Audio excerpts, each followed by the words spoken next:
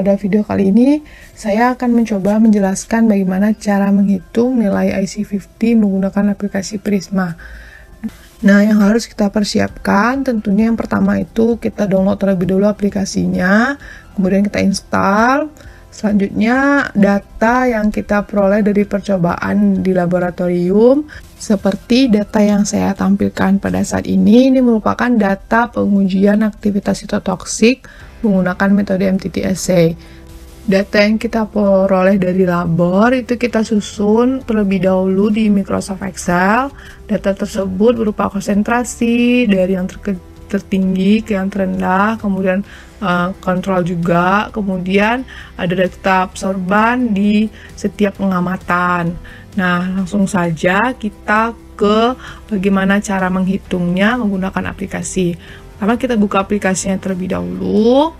Nah, setelah kita membuka aplikasi, nanti akan muncul tampilan seperti ini. Nah, karena kita akan memplot X dan Y, dimana X ini nanti merupakan konsentrasi dan Y merupakan data absorban, maka pada New Table and Graph kita pilih XY, kemudian pada Enter or Import tab data, pada X-nya kita pilih number, kemudian pada Y-nya kita pilih yang kedua, karena tadi di data Excel-nya kita lakukan percobaan itu sebanyak 3 kali, ada 3 kali pengulangan. Kita enter di sini 3.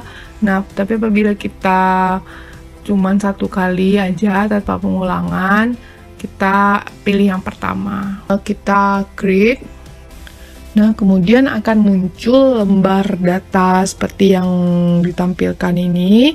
Nah, pada kolom X ini nanti kita masukkan data konsentrasi, kemudian pada kolom Y kita masukkan data absorban. Nah, masing-masing grup ini untuk masing-masing waktu pengamatan. Kalau kita ingin memplot satu waktu pengamatan saja, cukup isi di grup A saja. Namun kalau kita mau memplot untuk setiap waktu pengamatan secara bersamaan, maka kita masukkan semuanya data absorban itu ke masing-masing grupnya. Nah, langsung saja kita coba hitung, kita pindahkan data dari Excel ke aplikasinya. Oke, kita copy data konsentrasi dari Excel, kita copy ke aplikasinya. Pada kolom X kita klik kanan, kemudian paste data, kemudian data absorbannya kita coba untuk yang 1 kali pengamatan dulu pada waktu 24 jam. Kita ambil data absorbannya, kita copy, kemudian kita masukkan ke grup A, klik kanan di salah satu kolom Y-nya, kita paste data. Nah, untuk kontrol kita buat 0. Oke, di sini kita sudah punya data absorban pada kolom Y dan data konsentrasi pada kolom X. Nah, yang pertama kali harus kita lakukan yaitu kita transformasi nilai X-nya atau kita log konsentrasi. Maka pada kolom X kita letakkan, kita akan bekerja pada kolom X. Kita pilih salah satu kolom pada kolom X, kemudian kita analyze. Kemudian kita transform. Oke. Nah, akan muncul seperti ini. Pada function listnya kita pilih standard function, kemudian pilih pada transform X value using, kita pastikan kita memilih X sama dengan log X. Oke. Nah, oke. Nah, terlihat bahwasannya konsentrasinya sudah dalam bentuk log. Nah, kita lihat bahwasannya pada kolom kontrol tadi di sini kosong, maka pada data awal tadi kita buat yang kita buat 0 tadi kita buat 1. Kemudian pada transform datanya akan berubah jadi 0. Nah, selanjutnya kan dari data absorban ini masih belum teratur, maka perlu kita normalisasikan datanya. dengan cara letakkan salah satu aktifkan pada salah satu kolom di kolom Y, kemudian dianalyze lagi, pilih normalize, kemudian oke. Kemudian akan keluar tampilan seperti ini. Pada subkolomnya kita pilih yang average di subkolom and normalize the mean. Kemudian pada how is 0% defined, kita pilih yang smallest mean in each dataset. Nah, pada how is 100% defined, kita pilih largest. Pada present result as, kita pilih present text dan kita oke kan. Nah, terlihat bahwa datanya sudah rapi, sudah tersusun dari yang terkecil sampai yang terbesar.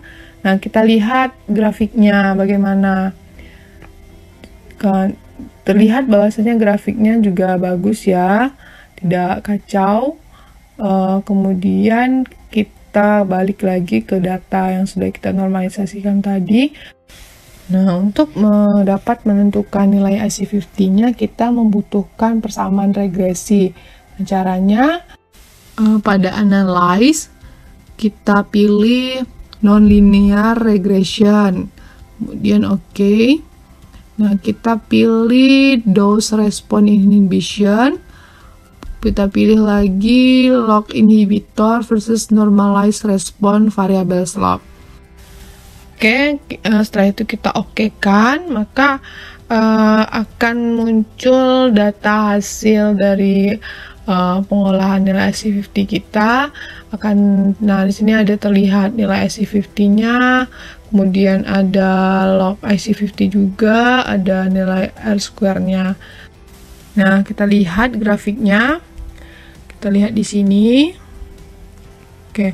Nah, inilah grafik dari nilai IC50 yang diperoleh. Kita bisa munculkan error bar-nya di sini. Kita pada plot ini kita pilih mean and error, kemudian sum. Oke. Kemudian kita bisa ganti labelnya. Di X title kita ganti dengan log senyawa X misalnya, kemudian di Y title ini kita ganti normalize absorban.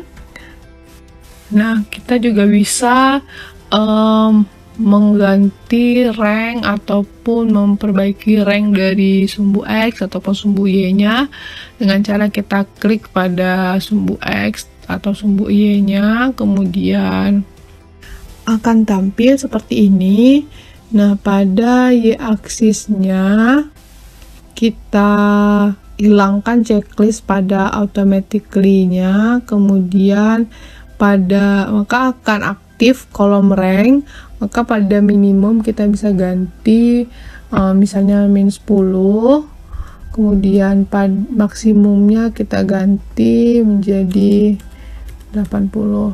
Nah, pada X-aksisnya kita juga bisa ganti, kita hilangkan dulu checklistnya, kemudian minimumnya 0 dan maksimumnya kita buat 3,5. Oke. Nah, grafik kita terlihat lebih bagus dari sebelumnya ya. Nah, selanjutnya kita juga bisa menambahkan nilai IC50-nya atau nilai log IC50-nya ke grafik ini dengan cara kita klik text box, kemudian kita ketikkan IC50, kemudian sama dengan. Nah, setelah itu kita klik kanan, kita pilih yang insert info or analysis constant. Nah, kita pilih dataset A, kemudian kita pilih best fit value. Nah, karena kita ingin memasukkan nilai IC50, maka kita klik yang di IC50. Maka akan otomatis muncul nilai IC50-nya. Nah, selain IC50, kita juga bisa masukkan nilai log IC50 dan nilai square-nya. Nah, seperti itulah tadi bagaimana cara kita menghitung nilai IC50 menggunakan aplikasi Prisma ini. Terima kasih telah menonton dan semoga bermanfaat.